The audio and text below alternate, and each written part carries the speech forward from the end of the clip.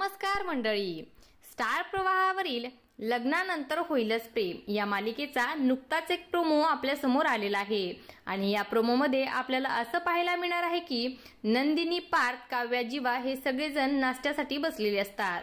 तेव्हा त्यांच्यामध्ये रम्या जे काही वागली त्यावरती विषय सुरू असतो। काव्या म्हणते, मला रम्याचं फारच कौतुक वाटतं, कारण आपल्या प्रेमाची कबुली द्यायला हिम्मत लागते। काव्याने हा जीवासाठी मारलेला टोमणा असतो।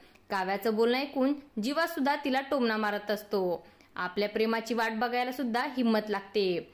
जीवाने काव्याला असा टोमणा मारलेला असतो कारण काव्याने जीवाची वाट न बघताच पार्थ सोबत लग्न केलं, याचा राग त्याच्या मनात असतो। आता नंदिनी म्हणते की बऱ्याचदा आपल्या प्रेमाची आहुती देऊन समोर आलेल्या आयुष्याला आपल्याला सामोरं जावं लागतं। यावरती काव्या म्हणते की हीच आहुती देणारी माणसं पुढचं आयुष्य मन मारून जगत असतात।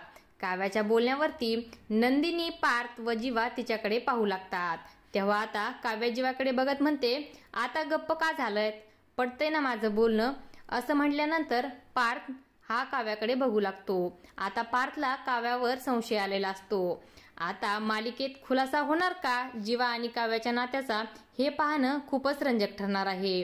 अशाच मालिकांच्या नवनवीन अपडेट्स पाहण्यासाठी आपल्या चॅनेलला सबस्क्राईब करा आणि व्हिडिओ आवडला असेल तर लाईक आणि शेअर करायला विसरू नका। धन्यवाद।